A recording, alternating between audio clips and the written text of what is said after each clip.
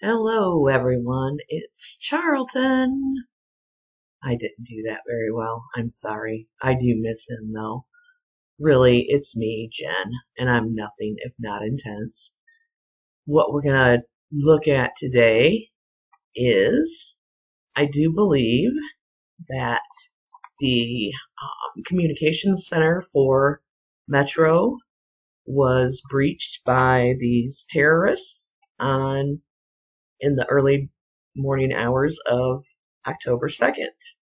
At approximately 12:26, a call comes in that there is a radio shop guy, a guy dressed in a radio shop uniform at 4591 West Russell Road. What is at 459 West Russell Road, you say? That is Metrocom. That is the 911 center. It is Metrocom.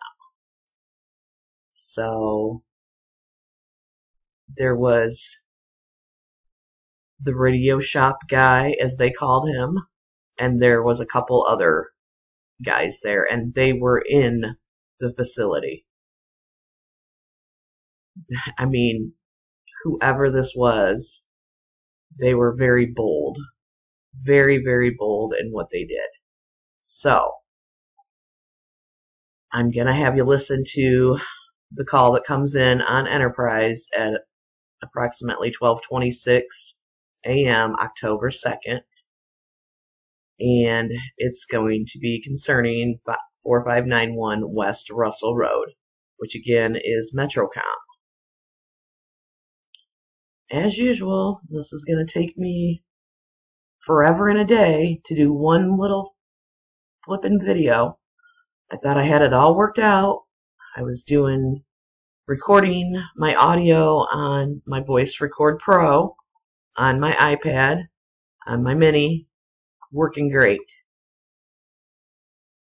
Upload, download, go to put it in Movie Maker. It doesn't take that kind of file. So, FML. Anyway, so then I tried to just record it on the computer, but it's shit. So now I'm doing a video.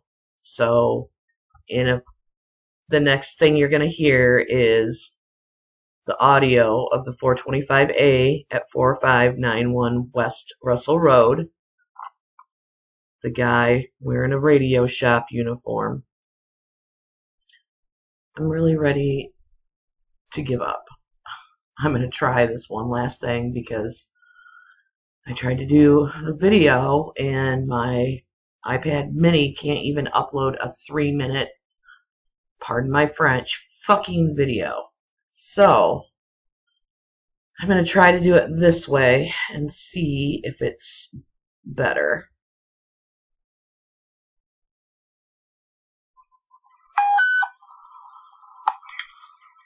Unit 2 by 425A and 4 at Metrocom 4591 West Russell Road.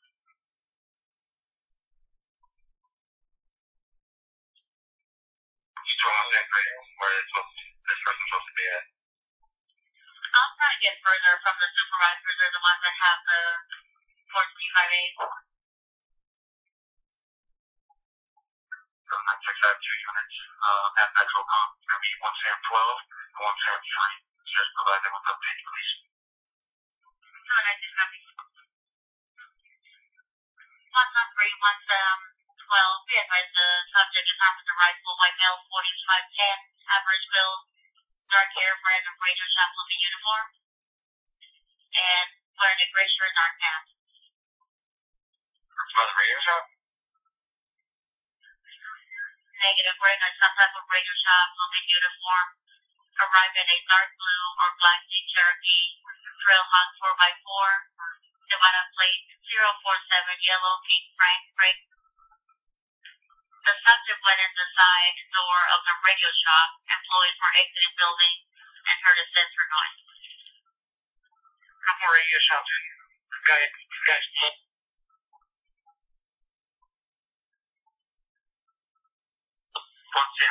796, Liverpool switch to Metro Conflict. Good route.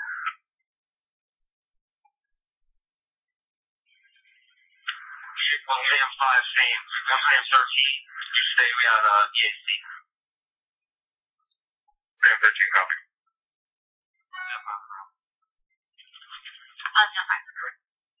Copy. Be advised the subject went in on the side door of the radio shop. Great. Rollover has visual. The subject possibly still inside the radio shop. Units on that 420. 0, do we have information coming back on plate of that vehicle? 370. Now they're telling us that we can go ahead and disregard. It was going to be an employee, you can disregard. Thank you. You're welcome. One step, show me back out. Copy.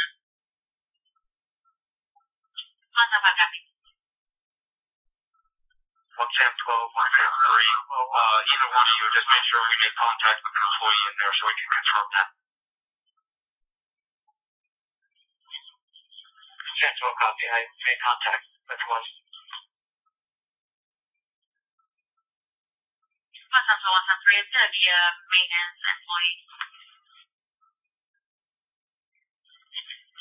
I copy. I'm out with all 3 of them.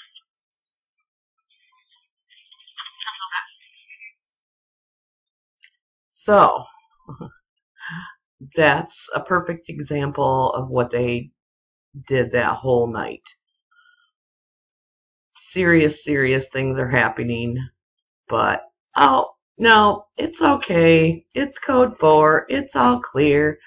It was a maintenance employee. No, they're pooping their pants right now because there was like 3 of those people in the Metrocom building, or that one in Metrocom and 2 others in a different Metro building. I can't really figure that out, but it's just ridiculous. Oh, everything's fine. Code 4. We're clear. No, they were not. They are calling strike teams in. They're shitting their pants. Now, this is the important part. It's about 10 minutes later, and I think this is North Las Vegas. But what he says is, speaking in Turkish, language skills are needed.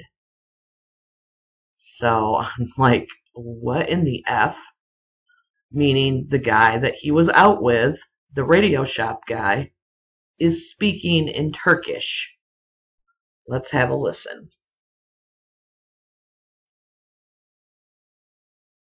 104, go ahead. No, 493. Speaking in Turkish, language skills are needed. Alright, 104, go with your traffic. And that dispatcher, come on. Anyway, so then, like I said, they're pooping their pants. They're calling strike teams in. They are under attack. This is not one lone gunman. This is a terrorist attack. Foreign or domestic, or a combination of both. I can't figure it out. However, I am leaning towards definitely thinking that Antifa was a part of this. Did they pull off the whole thing? I don't know. Because I was under the impression that they didn't use guns. But they do now, I guess. And do you remember this little factoid of what they found in Stephen Paddock's hotel room?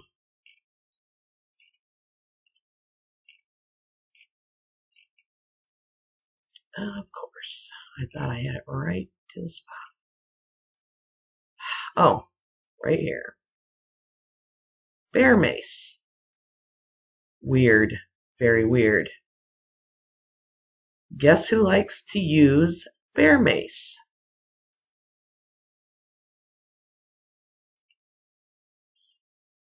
Antifa. Bear spray, bear mace, whatever you want to call it. That's one of their tools. And when they are out with some of these people that are roaming around the strip, they say there's an identifier, because like the air unit will call out there's somebody hiding, or somebody, it looks like a homeless person passed out by the power pole or whatever, and the officer will say, okay, I'll check and I'll know basically if it's one of them when I get there, because there is some identifier. At Motel 6, got the guy with the BB gun, and that very well could have been a BB gun, because they're either using like sawed-off shotguns or ARs or BB guns. Really weird. But he says he had a white sash on. To me, that means he had a white... Oops. Wow. Shoot. Anyway, so that says to me like a bandana over the face. Like, do you remember the black SUV and that little prick on the passenger side? The passenger is wearing a white bandana across his face. I can't remember what time it was, maybe around midnight or so, the officer calls in and says, I just had 2 females run from us. The one blonde in like an Air Force looking uniform with something covering on her face. So there are so many signs that are pointing to Antifa. Plus, a lot of these people that they were encountering were younger. Yes, some of them were older, but a lot of them were young. And there was stuff going on the boulevard before 10:05 with juveniles, with bats or pieces of wood, things like that. There's just so many things that are pointing to Antifa. And however, it's like Antifa and some military, paramilitary operation or something, because a lot of the plates that they were calling in and some calls that were coming in were saying there was this truck that was just driving around, like running through red lights, speeding, yelling at people, and it was had some type of military plate on it, and they said something about facial covering, maybe?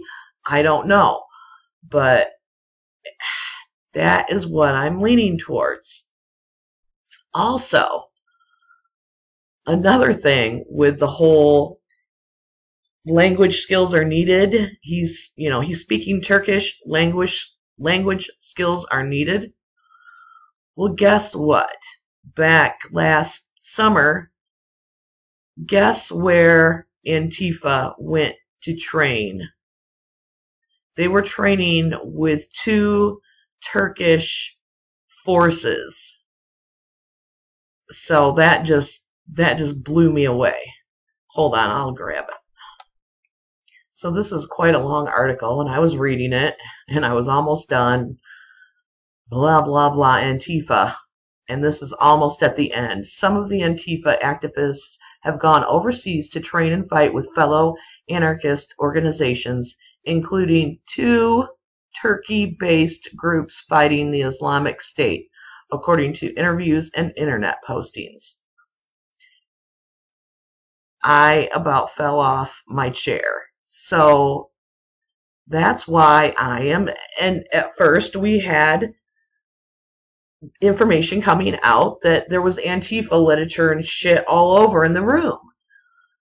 Everybody pretty much blew that off, and obviously the, Metro and Creeper Aaron Rouse, oh, the lone gunman, the sole actor, bullshit.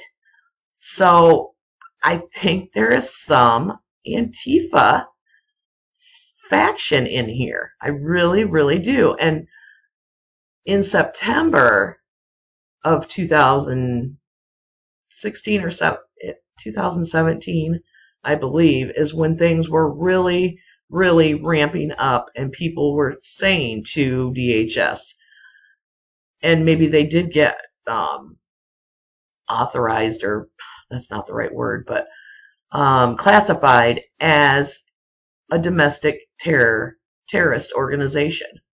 They were getting more and more and more and more violent.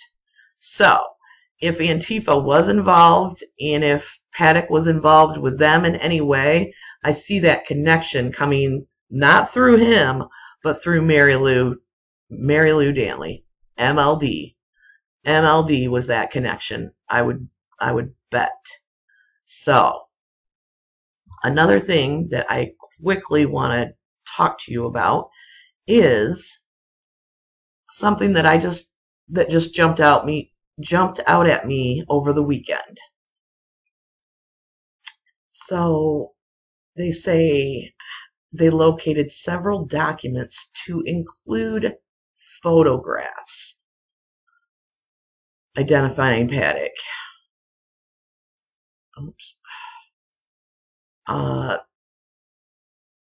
To include photographs, and found documentation related to Danley. So I would say, they only say that they found her player's card, but I'm guessing that there was more in there than just her player's card.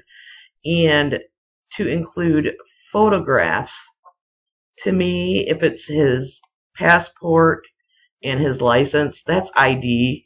I wouldn't say that would be considered, obviously there's a photograph on each one of those, but it just doesn't seem like it would be stated that way, to include photographs.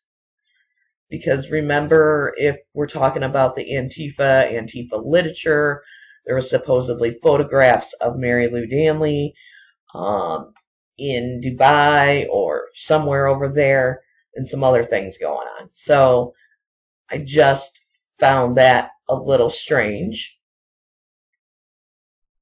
This is the search warrants for the Babbling Brook and the van, and I believe the Reno residence. But what jumped out at me is this is for Babbling Brook, and I don't know why I cannot highlight right now, just because this is the way this is freaking going. But anyway, they specifically mention rental agreements and receipts at Babbling Brook. And then this is the warrant that Sergeant McDonald filed for the hotel rooms, and specifically the van that was in the parking garage. First thing, paperwork such as rent receipts. So to me that says, and they usually know somewhat what they're looking for, obviously before they even apply for the warrant. They know what they're going to find. So what I'm thinking is, I think there was another couple there, a Hispanic couple, a male and a female, and I believe that they were the ones that were in the crowd warning people everybody's going to die. So I'm not quite sure if it was Mary Lou or not. I think this couple was there with them. And I think maybe that the police thought, or maybe it is true, that somehow, that maybe Paddock was these were renters of his. These people were renters of his. And that's how he got hooked up with them, and that's why they're going to find rental agreements and rent receipts in his vehicle, maybe in the room, in his house. That's just when the rental agreement and the rent receipts really jumped out at me. And there's one more thing. Oh gosh, where did it go? And remember, this is for the hotel room and for the vehicle. Clothing to include, but not limited to, shirts, pants, socks, undergarment, headwear, and footwear. Headwear. Headwear. Who has headwear? Who has facewear? Antifa. I could be way off, but that is the picture that's emerging for me. So I just wanted to show you those things that were jumping out at me. Now I'm going to finish this up quick because if I can't upload this video, I am literally going to scream. I'm going to spend some more money and get some software after I'm done with this, because not only was there Radio Shop guy, but about an hour later, they got a guy dressed in all black with an assault style rifle. They took him into custody. For a while now, I've been thinking there was a rogue FBI agent out there. And today I put it together. I swear to God, this shit is so crazy. It's hard to even explain. But I think there was an FBI agent trying to get help, trying to tell somebody down on the boulevard before everything went really all to hell. And I think they kind of toyed and played with him throughout the night, as I think that they toyed and played with this couple, because they freaking knew this chick was calling in every half an hour saying she's going to kill herself and stuff. And I mean, I wish there was an easy way to show you all this information, because it's something that I couldn't dream up in a million years. And that's why I'm really cautious, and I go over it and back over it. And that's why this shit takes me so long, because I want to make sure that what I'm hearing is what I'm hearing, and what I'm figuring out is what I'm figuring out. And I'm telling you, it is freaking cuckoo for Cocoa Puffs. It is crazy. So, the FBI part of it is super interesting. And I think this agent's name was Michael W. Game, G-A-M-E. And he lived in Henderson. So I'm going to let you go for now. Wish me luck with my new software. And also I'm maybe going to look into getting a PayPal account. I don't have one. I don't even know how to go about it. And I don't know if I feel bad even saying anything, but this has definitely, I've been putting money and time and stuff into this. So if you guys feel like it is valuable, then you could maybe help me out there. So like I said, I don't even have a PayPal account at this point, but I might try to look at getting one today, because I took a vacation day today just to get some of this stuff done. So love you all. Thanks so much. I'll talk to you soon.